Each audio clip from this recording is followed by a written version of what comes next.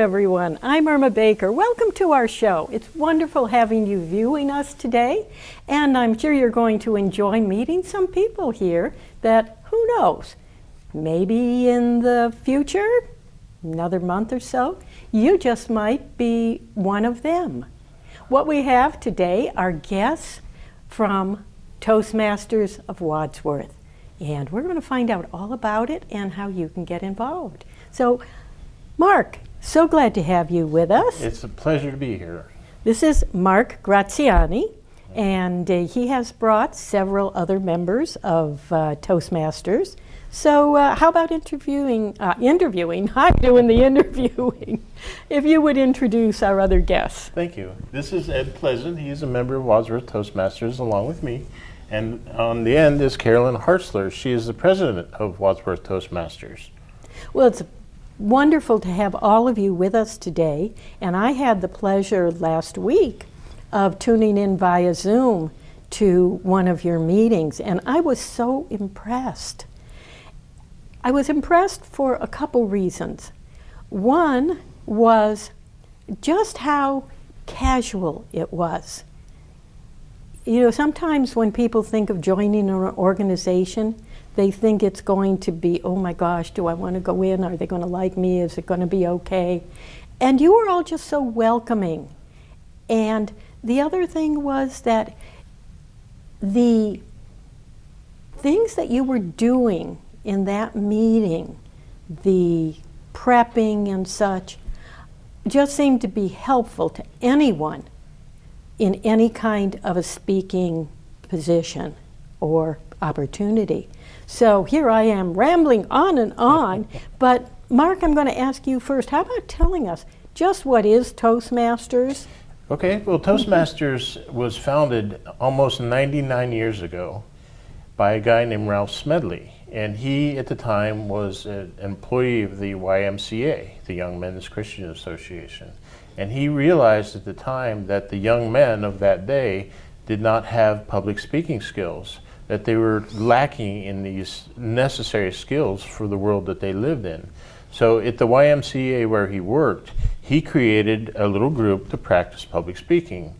And it became very popular. And then the YMCA moved him around to different places, and everywhere he went, he started one of these clubs. And within 8 years, it had become an organization. Mm-hmm. And then about 7 years after that, in 1939, it became an international organization.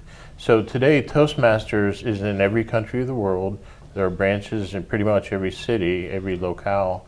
And we are all there for the same reason, for public speaking, for presentation skills, to get over the fear of public speaking, to polish presentations, to develop leadership, and to really fill that void where everyone, generally speaking, has a void, that they do not like to get up in front of an audience and speak publicly.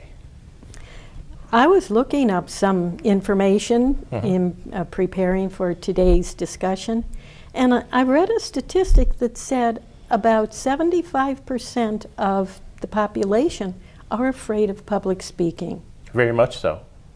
And it's been said that people would rather die than speak in public, or they'd rather have a tarantula walk all over them instead of speaking in public.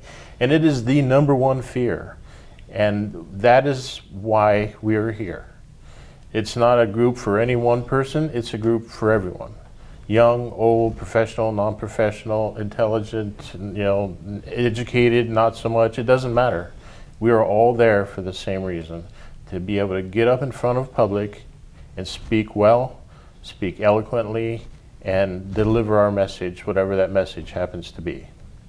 Well, it certainly is something that adds to the skill set of anyone who has to be out speaking. And you know, whether you're speaking to your doctor, you're speaking to maybe your grandchildren's class on something, there are just so many opportunities for public speaking. And Ed, I want to ask you, yes, how did you become a member of Toastmasters? I actually joined Toastmasters about 10 years ago.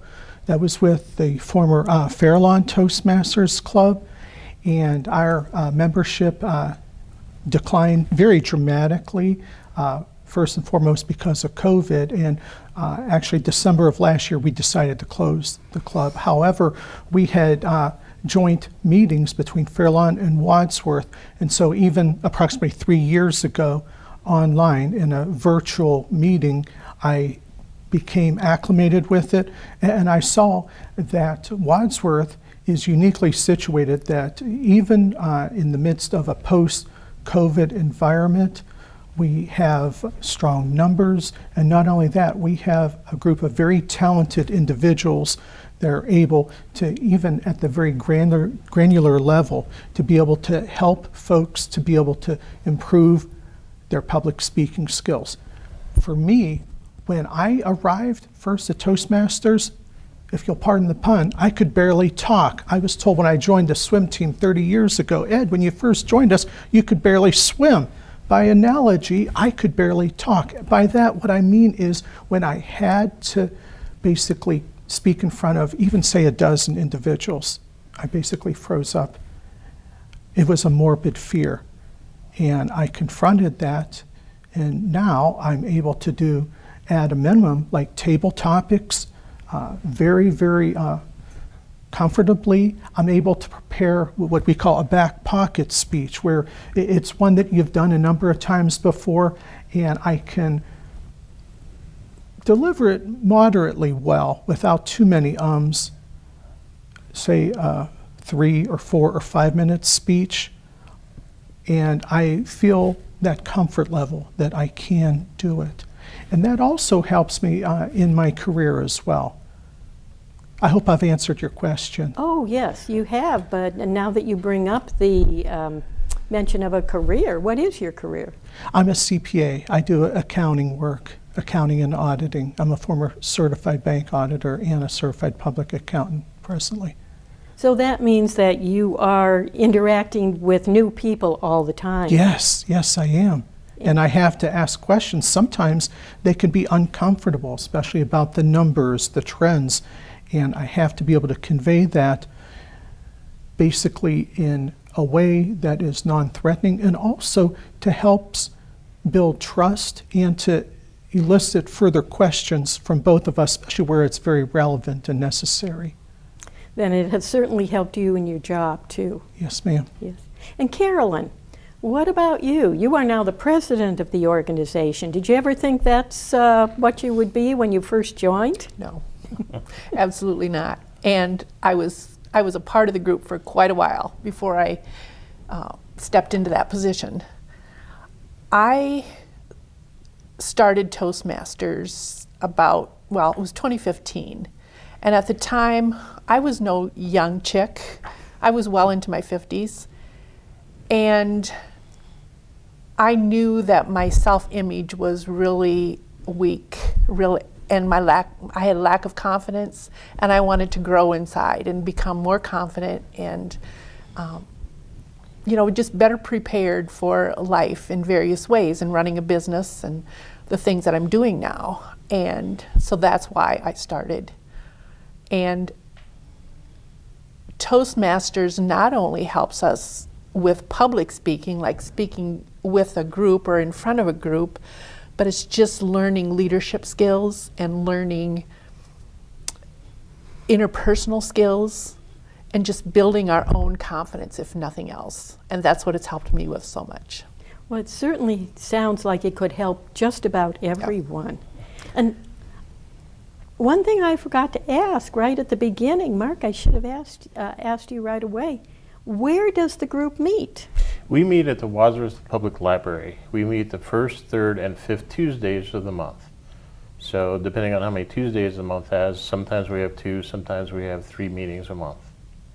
Do most of the people come to every meeting, or is it sporadic? No, most people come to every meeting unless they have a work obligation. And our meetings are in the evening. So we meet at 6:45 is when the meeting starts, and then they're over usually by 8 o'clock. So that makes it convenient for everyone in our viewing area here. Yes.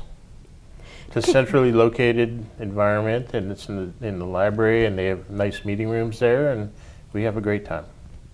And we're certainly a congenial group when I tuned into the Zoom meeting last week. And you're doing the virtual meetings via Zoom. And Carol, I should probably direct this to you as president. You're doing the virtual meetings by Zoom and the in-person meetings together. Mm-hmm. It's a hybrid situation. We found out that during COVID, when it was all virtual, it worked. It was plan B, but it wasn't, for public speaking, it wasn't the best. And so being there in person is the best opportunity. But if we're traveling, if something comes up, one of our members is younger and has a young family and things come up and she can't actually travel to the meeting on site, she can still attend.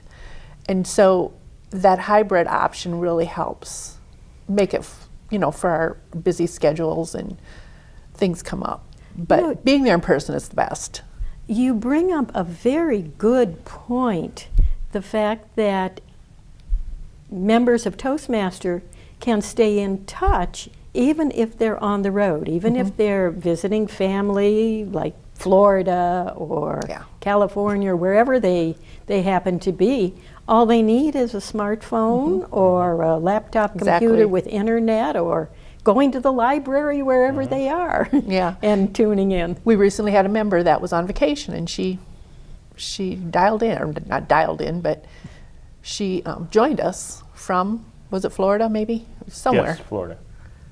So that really helped, because we are a small group. Some of the groups are 30, 40 members. We have roughly a dozen members, so we're a smaller group, but it's just an amazing dynamic group that is so supportive of each other, and so everyone pitches in and friendly and encouraging. It's a really amazing environment to grow in.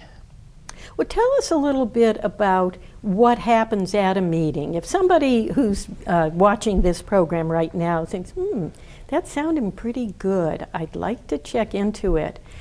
Do I dare? Should I answer that one? Our meetings last about 45 minutes to an hour, roughly an hour. And our gavel time is 6:45 at the library. We start the meeting with a Pledge of Allegiance. Then we have a Toastmaster for the evening. So we have various roles that everyone steps into, signs up ahead of time for each meeting. And we have a Toastmaster who guides the meeting for that evening. And that Toastmaster kind of is the MC, so to speak. We start out with some levity to just lighten the evening. So someone brings a thought or a joke for the evening. We have a word for the evening, a special word that we want to use that's not in our usual vocabulary probably. So it's all about increasing our vocabulary and using those unusual words. We usually have a speaker or two, depending on the roster. So, and then each speaker has an evaluator. And it's always very good to get feedback on those speeches. It's so positive and encouraging. So it's not critical and beating anyone up, but it's just really positive and encouraging feedback. We have table topics, which is the impromptu speaking. So a 1 or 2 minute speech, just not knowing what the topic is, just really gives us practice on that impromptu speaking. That's I'm going generally to kind of throw this out to all three of you.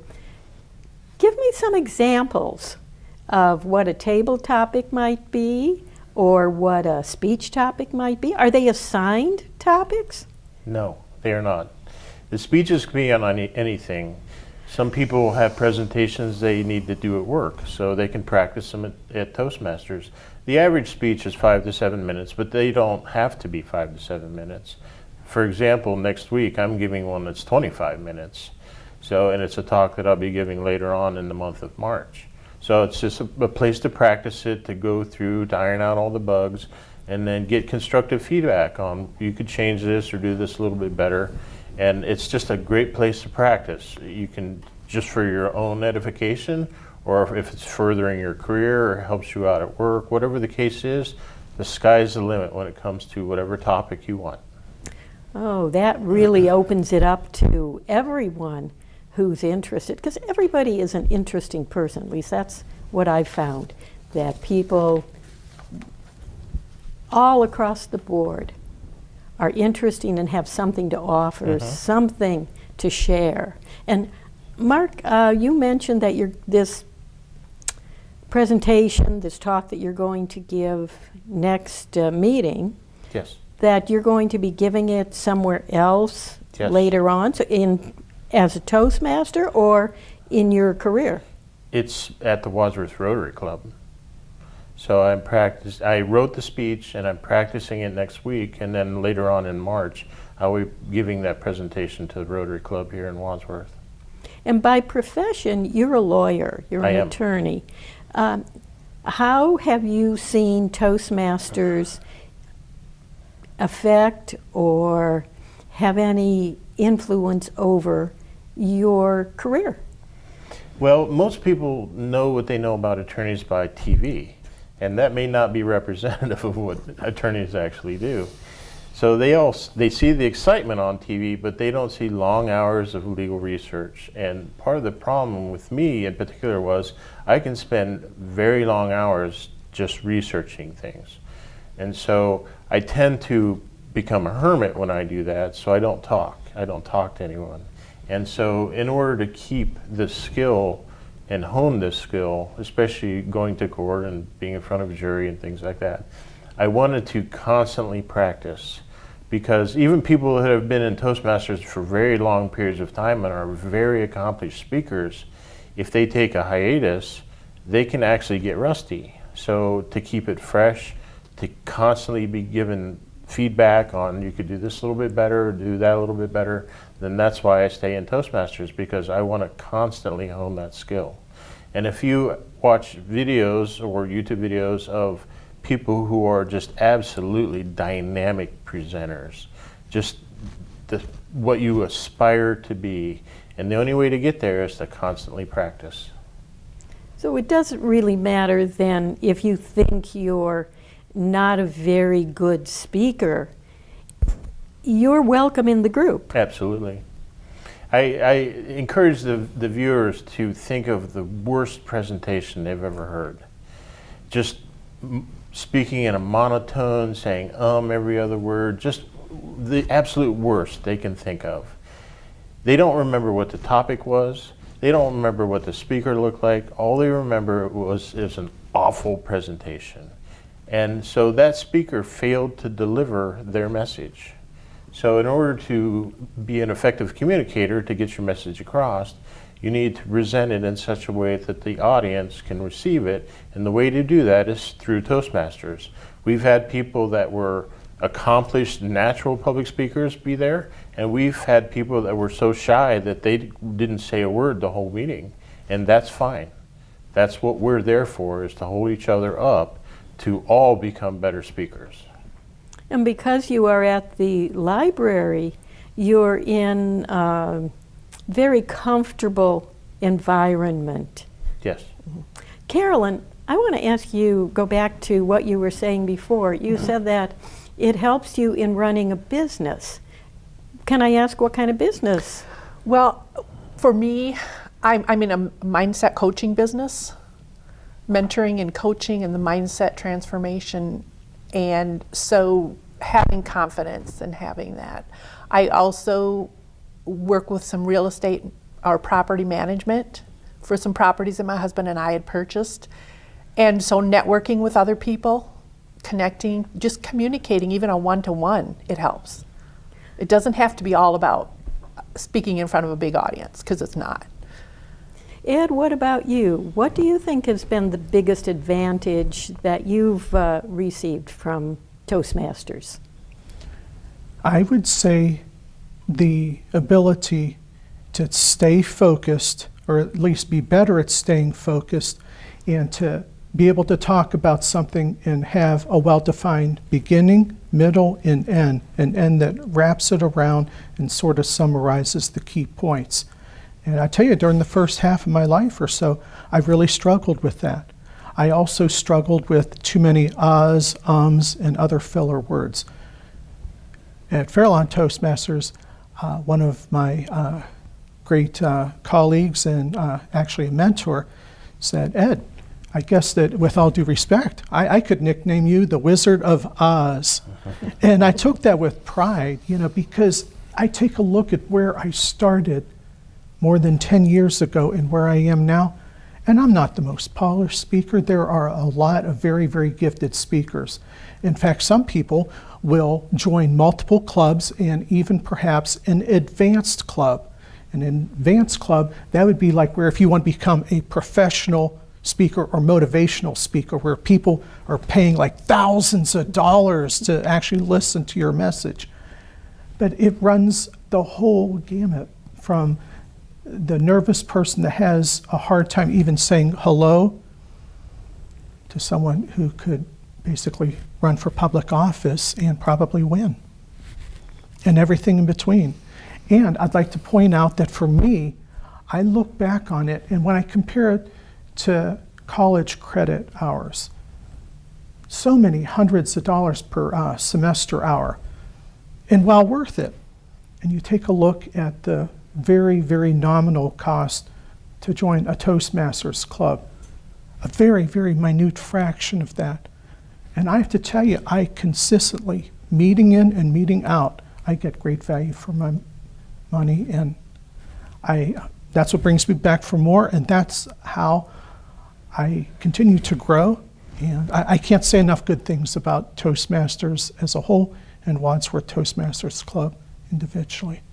Thank We're you. very fortunate to have the Wadsworth Toastmasters here. Yes. As you said, it's all over the world, Yes. which I didn't know that. I had no idea that Toastmasters was a worldwide organization. But you have the autonomy to run your organization, your particular, are you a chapter or what do you call Club. yourself? A club. Yeah. You run your particular club for the benefit of your members. Carolyn, talk a little bit about any fees or costs that are involved. The fees or the dues are semi-annual. So twice a year we pay dues, and it's $50 for half a year. $45 goes to international, and they provide us with all kinds of resources and actually a pathway, and maybe I can talk a little bit more about that later. And then $5 of that 50 goes to the local club, and just we have a Christmas party once a year and stuff like that. So there are also just social, Yeah. a social aspect to the group as well. Well, what were you talking about pathways? It's a structure that we don't just come together and randomly talk or randomly speak. There's structure to it, so they give us a pathway to follow. And by a pathway, I mean Toastmasters International has structured various aspects where we can follow a certain path that helps us develop certain skills. And for instance, there's actually 11 specialized learning paths. One is dynamic leadership, one's effective coaching, engaging humor, innovative planning, leadership development, motivational strategies, persuasive influence, presentation mastery, strategic relationships, team collaboration, and visionary communication. So those 11 areas is where you choose one or two, a member does, and and they have a path to follow to just develop skills in that specific area. And so it's structured, and that's why we're not just randomly talking and learning from each other, but we're following a structured path that really helps us hone our skills in whatever way we want to follow. While we're on the subject of the structure of the organization, and we've already talked about the meetings that you have, how do people get involved? How do they find you? Mark? Well, we have a Wadsworth Toastmasters website, so all the information about our meetings is there.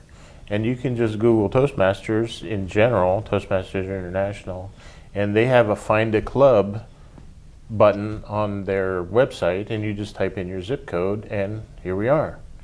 And Toastmasters is not just a single club in a single place, and we have members that are members of multiple clubs. So it's not just Wadsworth or just this or just that. And we have some people that have been in 3 or 4 different clubs in different times of the week, and they really enjoy the experience. And so they get a different culture and a different dynamic at different clubs. And some people have corporate clubs where they work or different where they live, and they just get a total enriching experience from being in the club, the various clubs. Well, I hope that people who are viewing today will get in touch with you. They can find you at the library. Yes. Or, as you said, give us that website again, Mark. It's Wadsworth Toastmasters. If you just Google Wadsworth Toastmasters, our webpage comes up. We are also on Facebook on Wadsworth Toastmasters. We're on the library's calendar, and you can call the library if you have questions about Toastmasters. There are lots of ways to get in touch with us. Well, I'm so glad that you came to be with us today, and I'm so glad that you're all watching today. I hope you've enjoyed this, and I hope that you will take advantage of this wonderful opportunity right here in Wadsworth to become a member of Toastmasters. So for RSVP, I'm Irma Baker. Have a wonderful day.